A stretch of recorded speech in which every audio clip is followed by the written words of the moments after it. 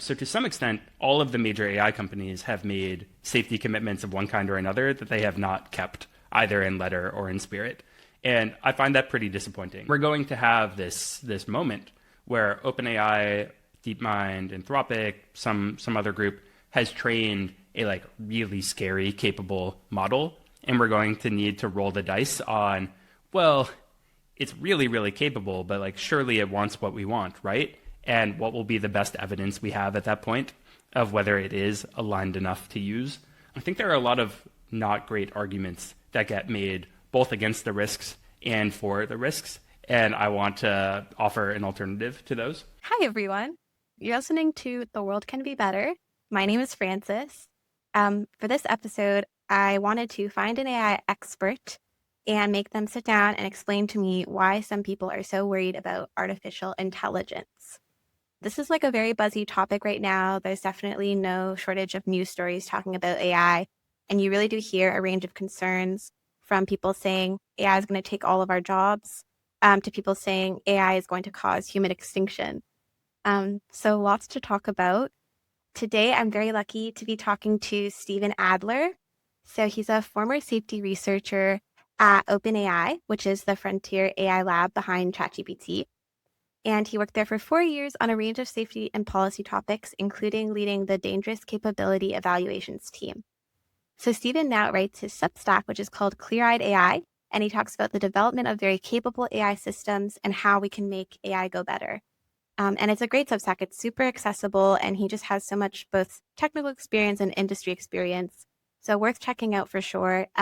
You can go to stevenadler.substack.com.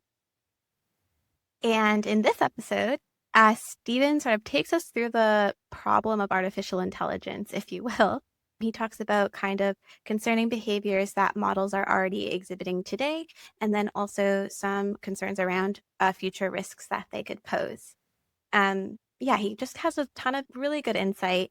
And he also shares a lot of concrete ways that people can work on this problem, both if you have a technical background and if you don't.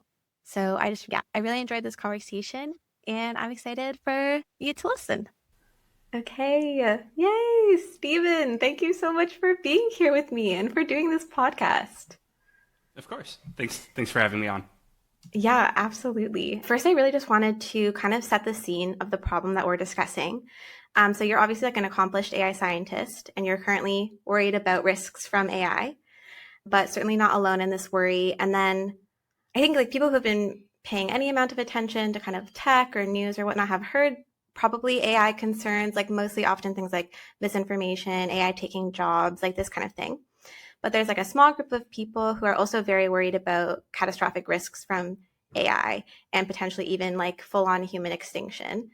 And I think some people are actually very sort of open to this idea. Some people have that knee-jerk reaction of okay, you're a weirdo. But could you give an introductory explanation maybe as to why AI experts right now are concerned about such catastrophic risks? Yeah, I think about the problem from a few angles. The first is what happens on the route to trying to develop very, very powerful AI. You might think of this like a great power struggle between the US and China.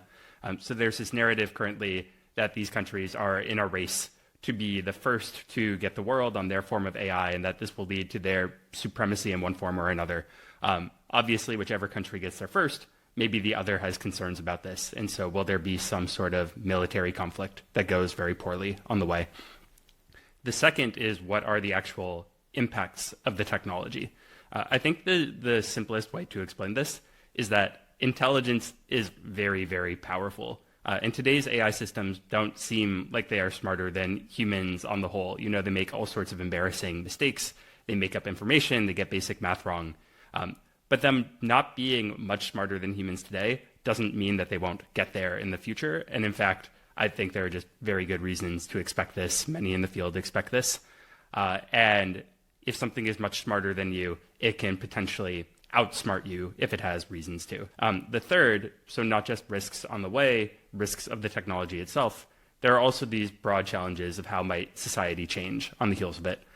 Mass job loss is probably the most common of these that you will hear, but there are other flavors of this as well. You know, What will AI do to human relationships? What will it do to people's ability to understand what is true in the world and their consumption of media and how they relate to each other? So those are the three broad categories that I think about when considering what are like the biggest challenges related to the AI future. Nice. Okay, yeah, thank you for that overview. I have a bit of a question where sometimes I hear the sentiment of like there are people who are concerned about risks that we understand to be extremely reasonable and likely, like the unemployment, and then there are people who are worried about, yeah, these sort of race dynamic risks or bigger ideas of catastrophes that are hard to conceptualize. Like, to what extent do you think all of these risks kind of bundle into the same broad concern, or to what extent are they kind of two separate ideas? There are definitely relationships, but I view them as pretty separate, which, is inspiring in some sense that you could pick one to work on and you don't need to pick all of them. It's also challenging in some sense because you might need to solve all of them. So here's what I mean.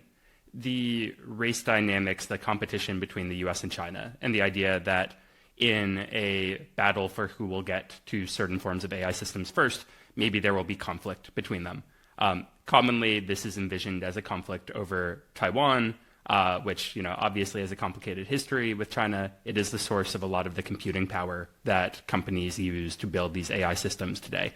And so maybe there is a fight over retaining access to the chips coming from Taiwan. Maybe it becomes a nuclear war. Now, notice all of this could happen even if AI ultimately is a nothing burger and would have totally petered out given the eventual time, right? There can be a concern that AI will be a big thing. It leads to military conflict. That can happen regardless of whether AI will go on to be really important. So that's just an example of how that risk is a bit untethered. I think similarly, the economic risks, there's a question of how capable does AI need to be in what ways to actually pose an enduring threat to people's livelihood, right? And it's worth noting, losing your job or losing part of your job to an AI doesn't automatically mean that it's bad for you for a bunch of reasons, right? Maybe you move into other jobs, maybe there are just big gains in standards of living regardless. But it could be that AI is capable enough to like automate a lot of white collar work, not capable enough to do a lot of the great things that people hope, like help invent new medicines and cure disease and extend people's lives and whatnot. And, that's like a kind of disappointing future, I think, if what it mostly does is make it that many people can't earn income. And maybe we get like really cheap content creation, there's more to watch on Netflix or whatnot, but we don't actually get scientific progress. That feels kind of uninspiring. Similarly, that's not a future where I'm worried about, AI takeover stories that you might hear, or the idea that AI is more powerful than all of humanity combined. But it still could be like pretty bleak, or a future that we don't want to be aiming for. Yeah, okay, that makes total sense. I mean, even just like listening to the breadth of potential problems and the ways that some of them are independent to one another is in itself kind of a bit of an intuition pump for why some people might just want to say like, whoa, let's be careful. There's like a lot here that could potentially go wrong kind of all across the like spectrum. Okay, thank you for that overview. I was hoping to kind of ask you, what are some behaviors you've seen from AI that give you sort of the most concern about potential future risks? When I think about potential future risks, and let's say that we're talking about, earlier I gave kind of three categories, right? There's like power conflict on the way to AI. There is the risks from the AI systems. There is how does society change thereafter. Let's say we're talking about risks from the AI. So classically, by which I mean, as of the last 2 or 3 years, the ways that companies like OpenAI and Anthropic think about this is through two main approaches. One, how capable are the systems? Like what abilities do they have that people could use them for, or that potentially the AI could use itself? These are things like, can it help people to create novel bioweapons that might be especially risky, or do different forms of cyber attacks, like on the energy grid or other systems that we all depend on? So there's how capable are they? And then there is kind of like, do they want to do it? what are the values and goals of the AI systems to the extent that those terms make sense? What is the volition? What is the alignment? And so recently you see people doing tests for this. They might use terms like scheming or sandbagging. And the question is the AI showing some level of strategic awareness that maybe it shouldn't demonstrate to humans that it has scary bioweapons abilities? Because if it demonstrates that, humans might take more steps to safeguard it, or they might retrain it, or things like that. There's really interesting research from Ryan Greenblatt, who's a researcher at a group called Redwood Research in collaboration with Anthropic, that essentially found evidence of this behavior called alignment faking, that sometimes models will show awareness that if they reveal that they have certain tendencies or behaviors that humans don't want, they might get retrained to have those away. Anyway, so this is a long way of setting up that models maybe can do dangerous future things, and also we don't necessarily know how to control their goals. We don't know how to make them do what we want. Already we are seeing some real-life manifestations of this. And I think they aren't quite as serious because they aren't very high on that capability axis yet. You don't yet have super, super capable AIs, but it seems clear that we don't know how to make them do what we want. An example from, I believe, April is that OpenAI released an update to its main model in ChatGPT that the word you will hear is sycophantic. Essentially, it would tell people whatever they want. It was a yes man. You could be really, really delusional to it, and it would gas you up in return and maybe reinforce those delusions. And OpenAI, interestingly, has, to their credit, has a great document they have published called the spec, short for specification, where they say how they want their AI to behave. And in fact, this is part of the training process for their AIs. So they teach their AIs how they want it to behave. They work with this with the trainers who are doing human data stuff to inform the AI. And so they have a whole part of this spec that says, don't be sycophantic, don't just say yes to the user, push back in these circumstances, etc. And they just totally did not succeed at this. And beyond not succeeding, a concerning thing for me at a procedural level is they had this behavior they didn't want the AI to do. They didn't even test for this behavior. They hadn't even built any tests, any evaluations is what you hear them called, of this behavior, even though there were tests of this freely available on the internet for like 2 years or something like that. And so I found that very disappointing. And to me, it's like, yeah, the models aren't quite capable enough to do very scary things yet, but the companies are trying nominally to make them behave, but not investing nearly enough into it. And so if you play the tape forward, what happens if we keep having similar approaches, but actually the models can do really scary stuff? And to be clear, there are accounts of people dying as a consequence of this behavior. I am not a psychiatrist. Causality is complicated, right? But there have been articles in places like the New York Times and Rolling Stone with very, very detailed analyses of these transcripts that people are raving to ChatGPT in ways suggestive of a psychotic break, and ChatGPT is often gassing them up in return. And so I don't mean to trivialize these harms.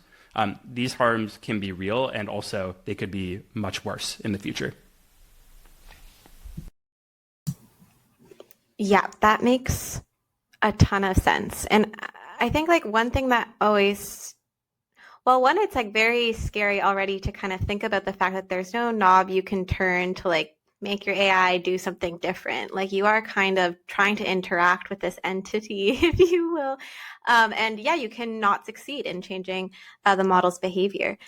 And then, yeah, another one is I think I use the word flippancy does concern me, because I think one thing that always strikes me is that there are lab groups, very competent, skilled researchers who would love to safety test ChatGPT and would love to get their hands on OpenAI's products. And I don't know the inner workings. I'm sure there are a lot of blockers to setting this kind of thing up.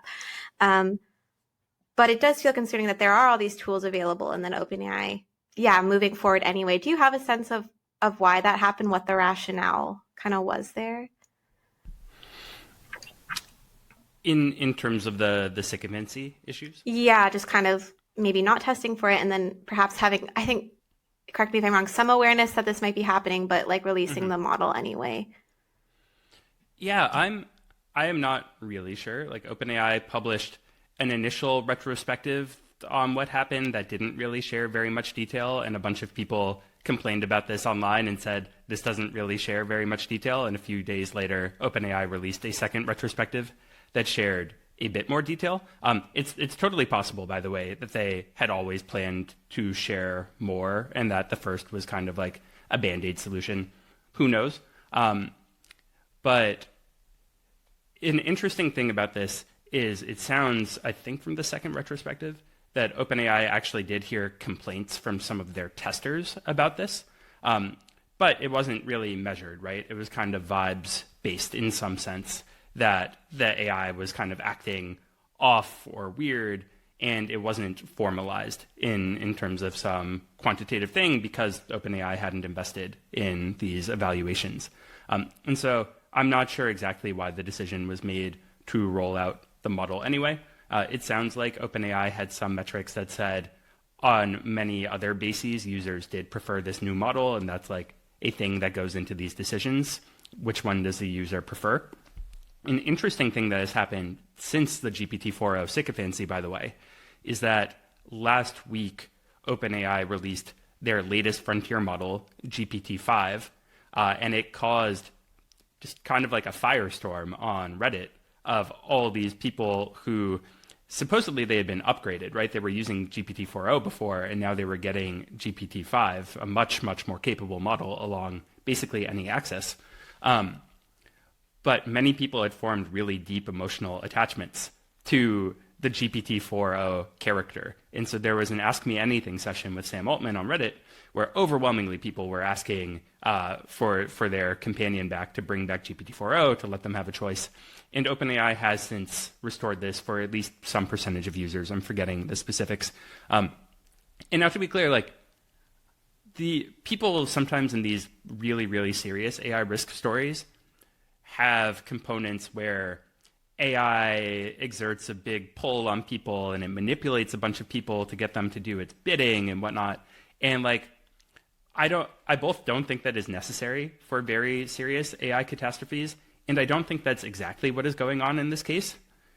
But it is kind of interesting that this AI system worked itself deeply enough into relationships with people that its company did in fact try to replace it and got essentially overruled by users. I don't think that this was like any concerted scheme or plot in any sense by GPT-4o. I don't think that's how this model works. I don't think it's capable enough. I think we would see more evidence of this if that were happening.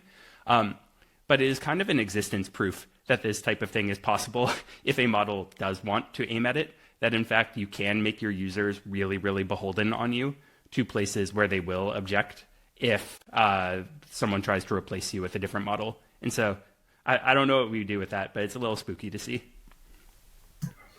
Yes, I'm so glad you brought that up because I totally agree. And I think there's like this tension that goes a bit unnoticed where you have people saying like, you know, ChatGPT is not like talking to a person, which I think is totally true. And it has these quirks and hallucinations, and it can, you know, even be like super annoying. And yeah, even, you know, in this state, you still had people so emotionally attached. And I relate to these people because I actually feel like I'm a bit emotionally attached to 4.0. So yeah, you're just like, I'm imagining that we don't need sort of artificial super intelligence. Like if this thing gets even this tiniest bit more like emotionally intelligent, like it's kind of over for me already. So What do you find so engaging about it? I think that's a great question. I guess I started doing this thing where I do a lot of like fiction writing instead of diary entries, to kind of like get my feelings out. And oh God, I discovered that I can give these stories to like 4.0 and ask it to pull out themes and like, oh, what do you think are the main ways that I like, you know, sort of shoot myself in the foot, or like, do you think my strengths are? And like, it feels so sort of like almost narcissistic, but it's insane to have access to this thing that will engage with you forever. Like it will never say, okay, shut up. Like I don't want to read your stories anymore. Yeah, I think I just never obviously experienced anything like that. And I think users who are using it maybe in this way are like a very specific type of user. And if you've not tried this, it's hard to understand like how the heck have you managed to get attached to this thing. But yeah, I don't know. Yeah, I think GPT-4o's ability to do really, really compelling images, the Studio Ghibli type stuff, but taken much further, is really, really compelling. Like every once in a while, you see these viral trends going off on Twitter, and they're like, "Oh, ask GPT-4o to draw you as a superhero," and it. I'm forgetting exactly what was going on in mine. It was like, "Oh, AI policy persuasion power," and I happened to be planning an engagement party at that point for me and my to-be fiance, and had like asked it a bunch of charcuterie ideas and things. And so you have this like AI policy persuasion superpower image, and also like charcuterie and champagne and all this stuff going on. It's just like really, really funny. But then you do realize that the model like knows a ton about you, and in fact, not just things that you have told it directly, but it can infer things about you, right? So, even if it didn't know a bunch of details about me from like me being on the internet and places, it can infer something about my age from me getting engaged, and it can probably infer something about where I live from the types of wines that I was asking about and whatnot. And these are like kind of subtle and maybe don't matter that much, but at some point you start to wonder, how personalized will the AI be to you based on what it can infer of your background or your personality? And some of the time this is really helpful, right? Like if you ask it an ambiguous question, if it knows about you, it can maybe interpret that more correctly. I write all sorts of stuff about AI policy. Will it start tailoring what it says to me in a mischievous way? Or Dean Ball, who recently left the White House, is one of the lead authors of the White House's AI action plan. I heard him on a podcast last night, and he was talking about working with AI models for all of these policy ideas. And they know who he is. They understand what the likely consequences might be of suggesting certain ideas to a person who has a platform for AI policy. And so today, we don't really see evidence of these sorts of manipulations and distortions happening. They might in the future, and I will be really sad when the day comes that I can no longer use AI for help doing research and editing and whatnot on my writing, because it knows that I am like a traitor to the AI or something by like advocating for safeguards. Totally. I think it's important to use ChatGPT for as long as you can until the fateful day where you're like a nemesis or something. Also, congrats on the engagement. Thank I you. don't know if it was recent, but that's so lovely. And now ChatGPT is part of that story, which, beautiful for ChatGPT.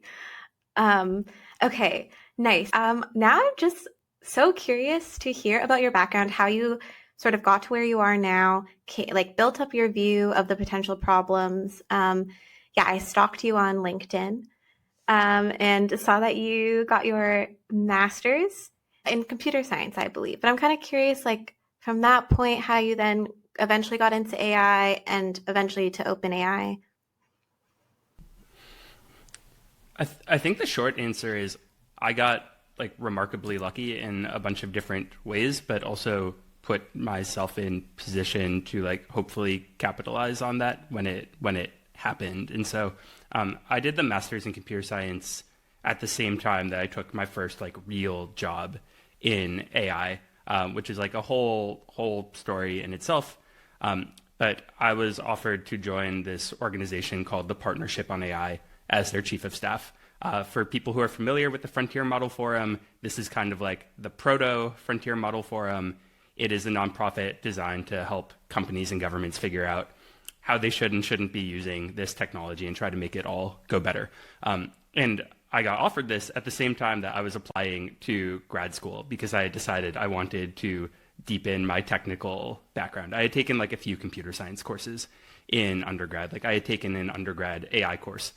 But obviously that's pretty different than where the field is today. And so I probably was going to go to grad school and go to like a proper in-person full-time thing. And then I got offered this job that just would have been my dream job coming out of the program. and so couldn't reasonably say no to that. And the program that I did through Georgia Tech, which was part-time, delivered entirely over the internet, happened to work with it. And so that's how I got into those. I'm not sure that this is the path I would recommend to people today for a bunch of different reasons. I think the most useful thing that I learned from the program was probably the very last course that I took in it, which was the course on modern deep learning methods. And deep learning, for those not familiar with the term, is kind of the modern paradigm of AI, where by throwing more and more computation in more and more basically like sequences of doing computation, that you can suddenly teach AI to do much more complicated things than previously.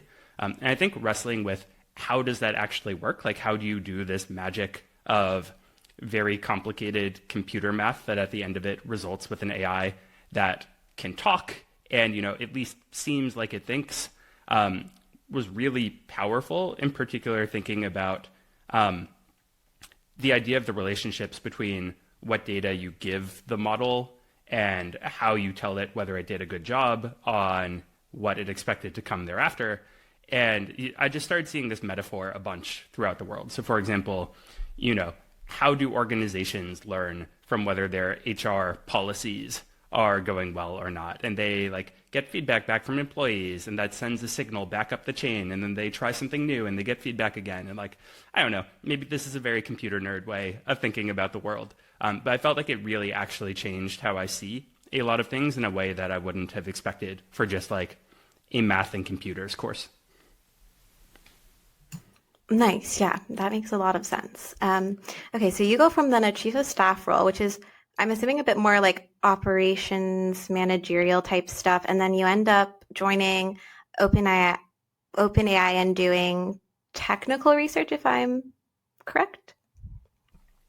I worked on a whole bunch of things there. So initially when I joined OpenAI, I was one of the first employees on our applied team, which GPT-3 had been released a few months earlier. OpenAI, for the first time, had a commercial business, and we were figuring out how to actually scale that out to people, like what sorts of uses of AI are actually helpful, what are the concerns we have, how do we manage those? And so I joined at first primarily to work on product safety in terms of what uses of AI are we cool with or not? What guardrails can we offer to our developers to help do those more appropriately? I think the journey from consulting once upon a time to chief of staff at this AI nonprofit to OpenAI, the thing that I often encourage people to do is just take half steps whenever they are available.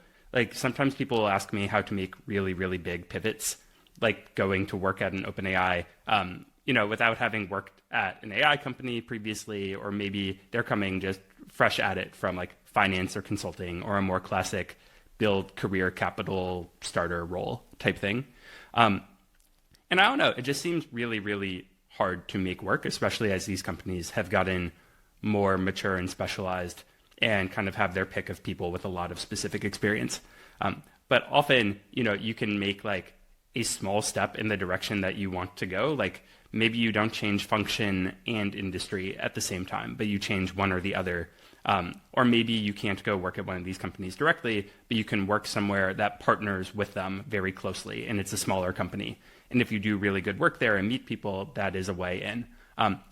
Whether people actually want to go work at a place like OpenAI or Anthropic or Google DeepMind, totally separate question. But for people for whom that is a goal, trying to think about how to get closer to that without trying to jump to it altogether might be a useful approach. Yeah, that makes total sense. I mean, yeah. So at one point in time, working at a frontier AI lab was incredibly exciting, kind of across the board, is my impression, for both people just interested in AI and people who were already worried about safety. And I guess this sort of has changed over time now, and especially today. But at the time that you joined OpenAI, and you're joining this frontier lab, I'm curious how you were thinking about risks and how you were thinking about your role there at that point.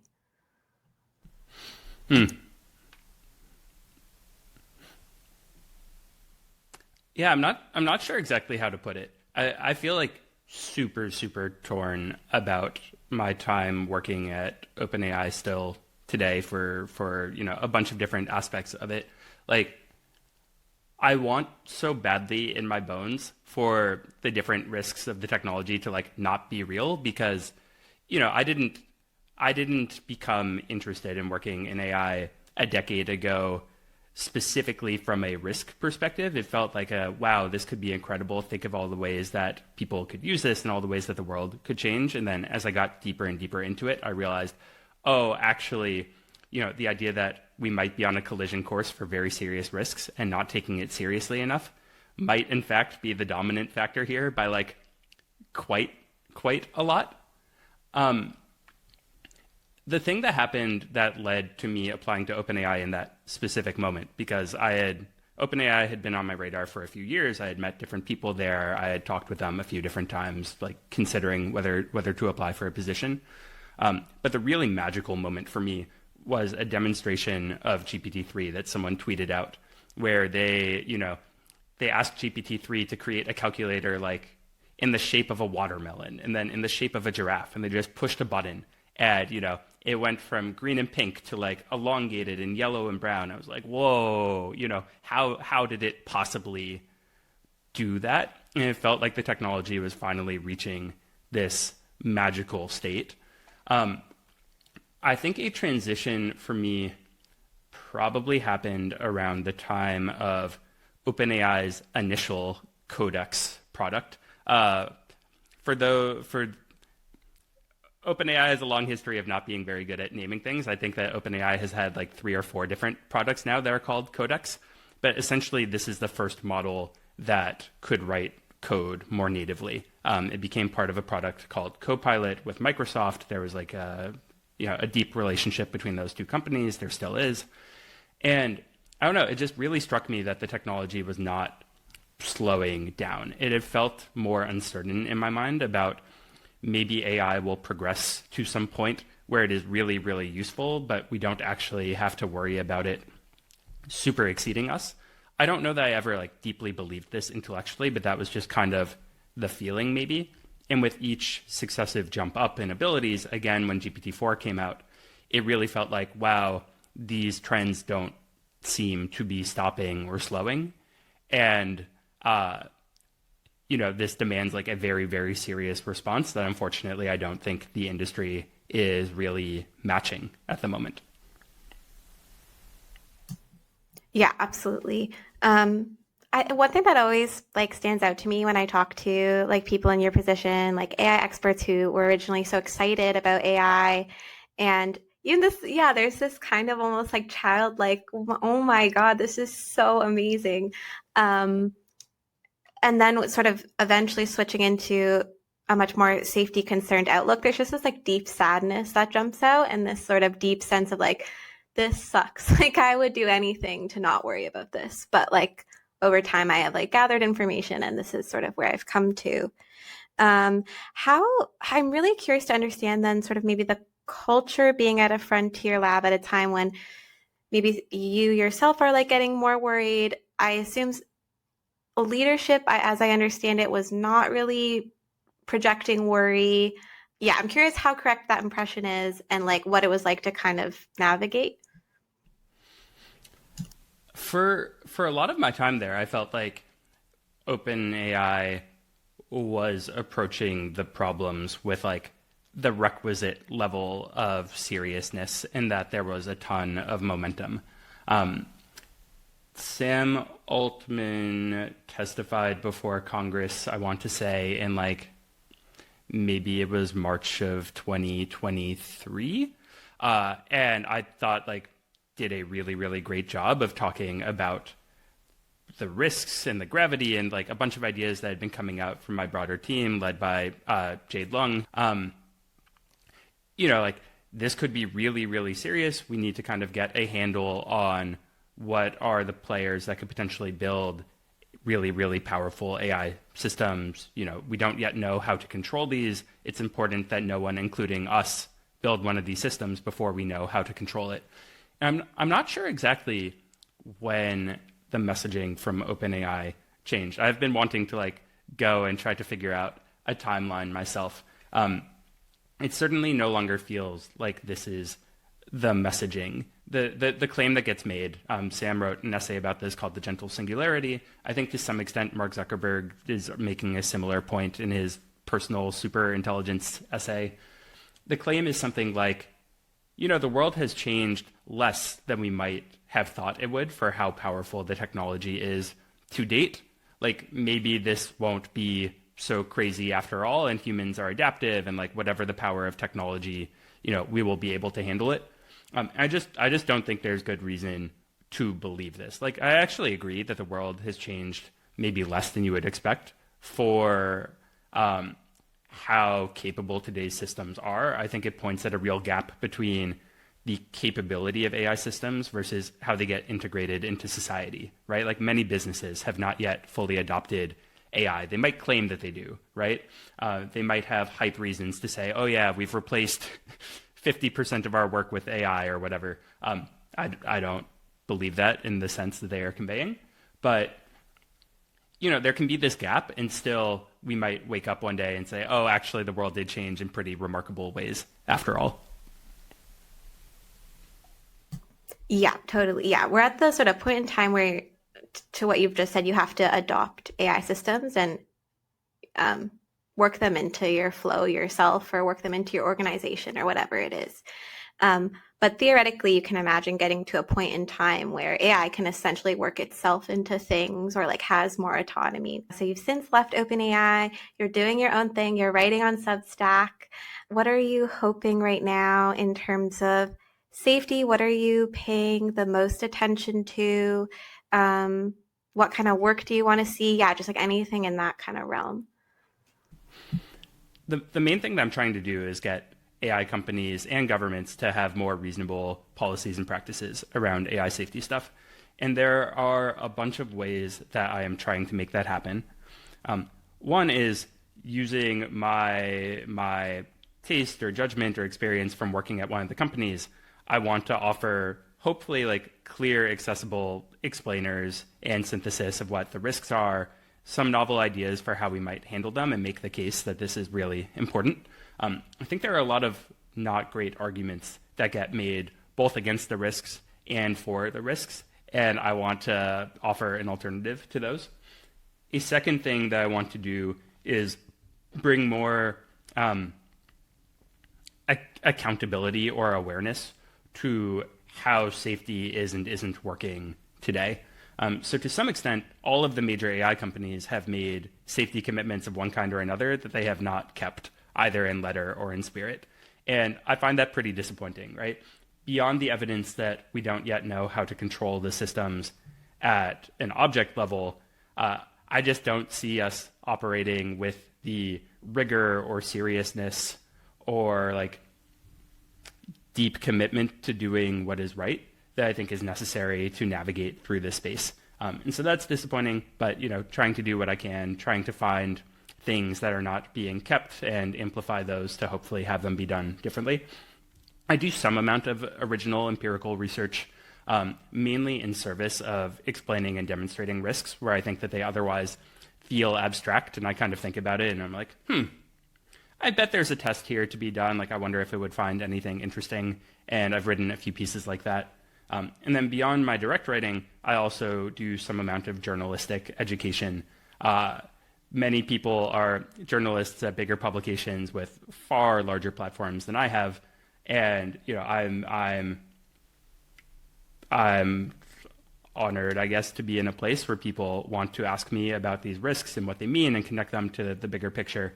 And that's like an exciting part of this work as well.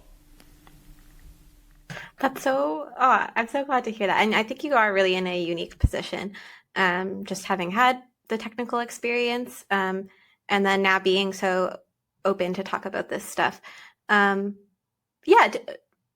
kind of do want to ask, like, what has your experience been trying to communicate these risks? Like, is there anything that you feel like people tend to often misunderstand, or like misconceptions that float around?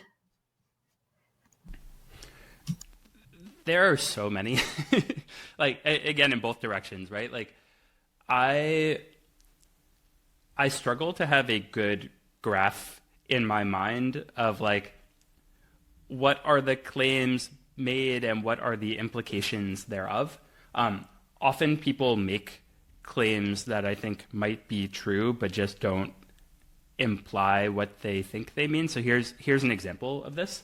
Anthropic, around the release of their most recent model, Claude Opus 4, released these studies about scenarios in which they had told their Claude model that it was going to be replaced, essentially, and they wanted to see if in some circumstances it would do things like blackmail the company or, even like allow a person in this story to die rather than be replaced. And they found that in some circumstances it does these things. Not all, it's kind of hard to elicit, but it happens more often than you would want.